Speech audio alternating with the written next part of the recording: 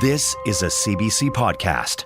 You're listening to Daybreak in Prince George, 91.5 FM from outside City Hall, and that's where people have set up tents. They set those tents up on Monday to protest the city's new approach to homelessness. Notices of trespass have been given to people setting up camps on empty lots and residents told to move into overnight shelters.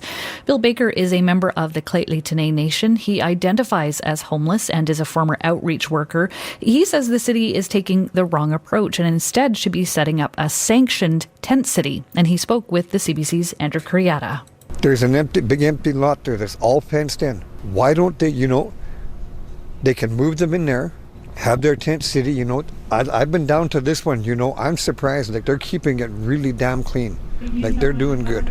Okay. Like I said, this encampment down here would be perfect because all they have to do is put in portable bathrooms, portable showers, and portable those little sink basins that they put up at the parks every year. I emailed BC Housing today to see if they would support that. And I'm just going to read you what they said, if that's all right, and I'll get you to respond to that. So this is what they said. Encampments aren't working for anyone, so camps aren't working for anyone, especially for people living in them who are in need of safe and secure housing with support. We would only explore setting up organized camps as a last resort to support people who are currently on the street after all indoor housing options have been exhausted. So they say it would only be a last resort and that there's still shelters that people can move into right now. What do you say to that? No, there is not. Okay, I lived at the shelter. Okay, like I said, I'm 60 years old. Okay, I ended up living at the shelter because I have problems. Okay, I've been out here long enough that I know what's going on. What mayor and council have to realize is, you don't turn around and say, well, we're having this problem, here's what we'll do. No. You go out and you ask the people themselves.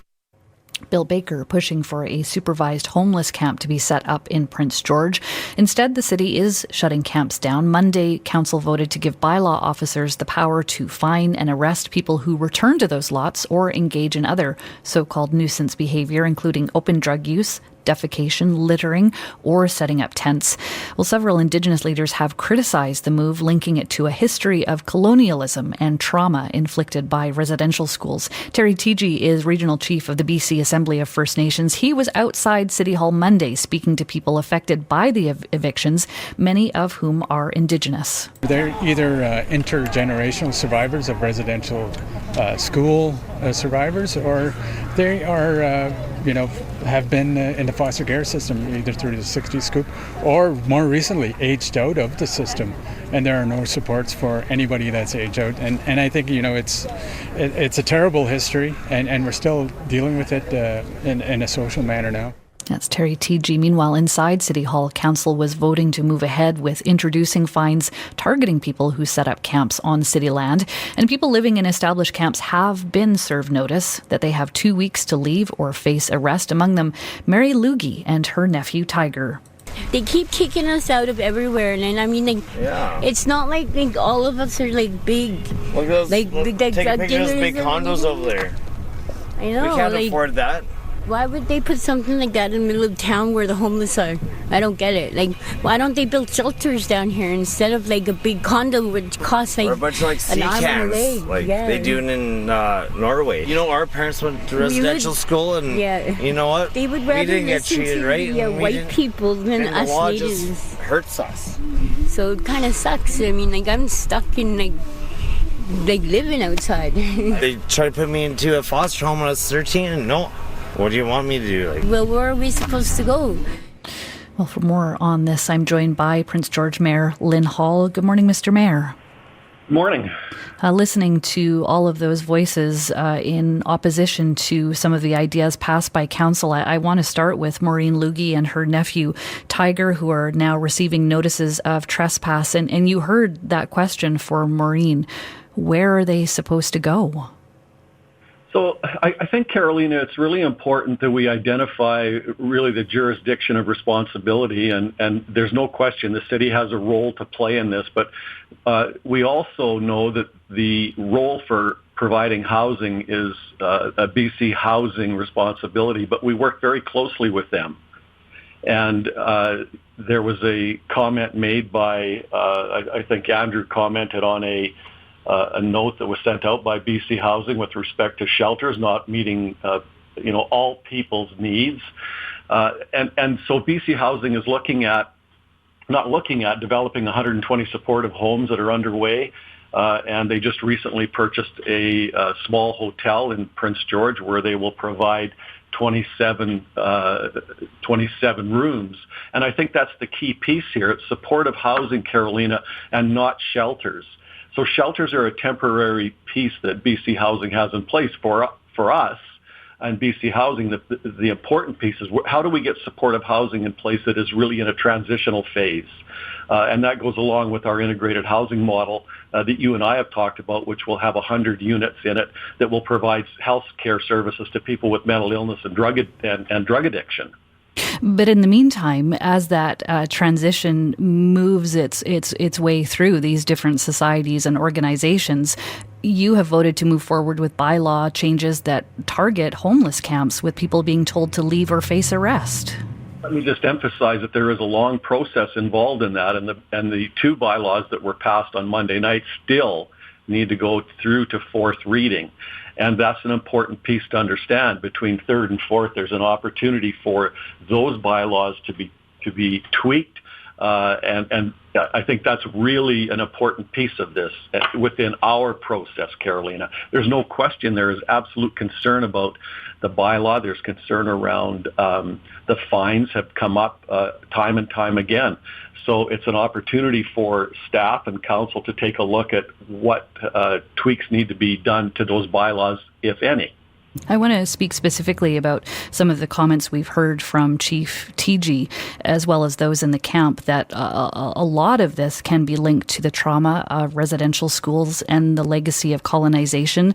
You and I have certainly spoken a number of times over the years about how important that good relationship is with First Nations and the fact that the City of Prince George has in place a reconciliation framework. How does that figure in to the upcoming conversations about this in City Council? Yeah, I think it's a big piece of this, Carolina, and thanks for bringing it up. We do have a very good working relationship with the Clayton Tenay First Nation, but I think what this also involves is not just the conversation from a reconciliation perspective with City Council and our staff, but also I bring in, again, our partners like BC Housing. That conversation has to take place with all of us participating because, and I hate to keep going back to it, but BC Housing is our outlet, our agency that we depend on for housing. And that's why that partnership is so important with them. So when you talk about where we are today and people in shelters, and we do have a health and safety concern for those folks as well, what does that transitional piece look like? Can BC Housing, in fact, put a transitional housing piece in place for people to move off of the street into a temporary location that provides separate rooms, separate accommodation, and perhaps that's a motel like they have done in other locations where BC Housing has in fact bought motels and provided those basic needs that everyone needs and everyone has to have. And I think that was presented before council on Monday night, that the shelter system doesn't work for everyone. Some people have mental health issues that have caused them to be banned, or there are other barriers. I'd like to play for you bylaw manager Charlotte Peters speaking to council on Monday night. For the folks who are out on the street, shelters are not always an option, and that's why they're there. I know that Carrier-Sacani has a youth facility, but it's not 24 hours. Young people can't sleep there. It's more of a place to go during the day. And I agree with you that if you're in sort of a situation with children or with pets or with a partner, it is 100% more difficult to find a shelter space. And on top of that, many shelters also require people who are struggling with addictions not to use drugs, which means you see them sleeping outside, even in minus 40 weather. So in the meantime, as these conversations go on, where are these people supposed to go, Mayor Hall? Well, as I said earlier, Carolina, that's a discussion that has been ongoing with BC Housing. We do not control the housing stock that's BC Housing. But I continue to say to you that we have a strong partnership there, and those conversations continue. And I just mentioned some alternatives that could happen. And I think that's the important piece. We are concerned about tent cities. We're concerned about the health and safety of people there, and we have had lots of discussion around the tent city that's currently on George Street.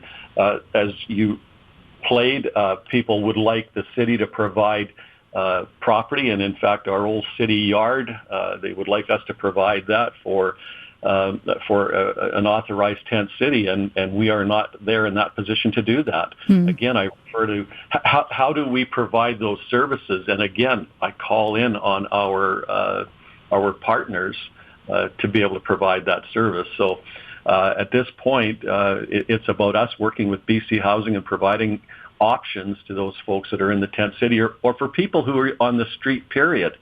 And I know the shelters do a lot of advocacy work and a lot of work out in the community when you term 30 or 40 below to make sure people understand there is room in the shelters.